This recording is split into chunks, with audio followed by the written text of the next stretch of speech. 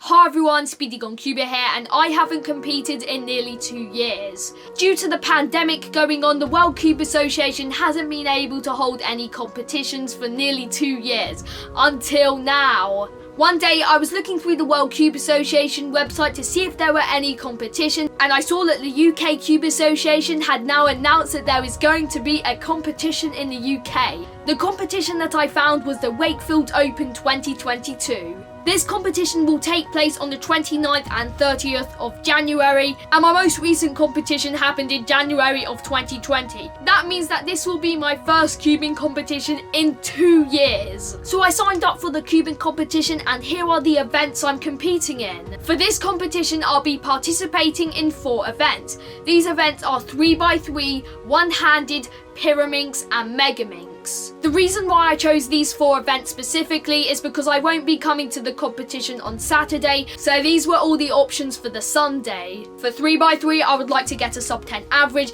Now, depending on how well I'm able to control my nerves and the scrambles as well, as long as I'm able to control my nerves, I don't think sub 10 average should be too difficult. Assuming I'll make it to finals, I would have 3 chances to do an average of 5, and hopefully one of them will be sub 10. If you're wondering where I average on 3x3 at the moment, I currently average around low 10 seconds, but I'm very close to that sub 10 range, and I think as I have like just over a month until the competition, maybe that should be enough time to maybe get more consistent sub 10. So hopefully I will be able to get a sub 10 average, but you know, if I get nervous and I don't perform as brilliantly, I'll still be pretty happy with like a mid 10 average. Now, in terms of singles, I don't have as many goals, but it does kind of depend on how lucky I get and how easy the scrambles are. But for single, I'd just like to beat my previous record of 9.22 seconds. For one-handed, I'd like to maybe get a sub 25 average and maybe a sub 20 single if I can get lucky. Out of these events, one-handed is the one that I practice the least, so I don't have super high expectations for one-handed. I currently average around 27 seconds, so why am I saying sub 25? Well, I think I can get a little bit faster before the competition because I barely practice one-handed, and I can see there's loads of room to improve in my solves. So if I keep doing one-handed solves, I am actually planning to maybe learn some more PLLs, as I've been watching some cube skills videos recently. But to be honest, any average sub 30 would break my previous PB, so I don't really care what my results are. But I'm gonna try my best. For Megaminx, my goal is to get a sub 1 minute 20 average. If you're wondering where I currently average for Megaminx, I currently average around exactly 1 minute 20 seconds. So to get an average of sub 120, I'll just have to get like 1 or 2 seconds faster, which I think is very doable. When you're watching my Megaminx solves, you can probably see how much I'm pausing and not knowing what to do,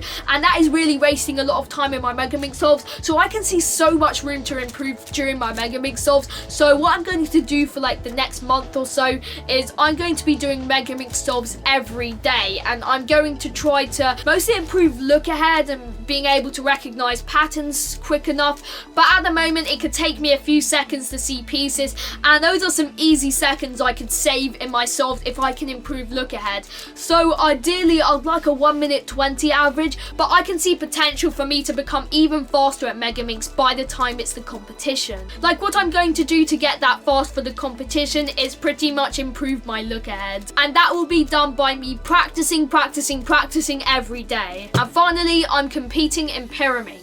Now, Pyraminx is one of the most exciting events out of all of these because I've actually been getting pretty fast at it recently. If you're wondering, I currently average around mid 4 on Pyraminx, and I keep getting faster and faster. My goals for this competition is to at least try to get a sub 4.5 average. It can depend on the scramble. If the scrambles are really difficult, then I might not perform as well, and if possible, a sub 4 average would be amazing. Now, I do get sub 4 averages quite often, like every day I get sub 4 averages, but most of my averages are like mid 4. But if I'm able to get loads of easy scrambles in a row, then sub 4 averages shouldn't be too hard for me. But definitely a sub 4 average would be amazing, but at least let's try and get like a low 4 average. Any like 4-second average would be great. Even if I get like a high 4 or even a low 5, it will still break my PB, so nothing really matters. Those are all the events that I'm competing in at this cubing competition. Again, I'm extremely excited to compete in my first competition since the beginning of lockdown. Now, just that I've registered for the competition, it doesn't mean it will definitely take place, but obviously like the UK government could change restrictions and therefore the competition might have to be cancelled, but hopefully the competition will be okay and it won't be cancelled. And overall, I am very excited for this competition. I'm going to be practicing for the next month, trying to get faster and faster at every event I'm competing in, and you know,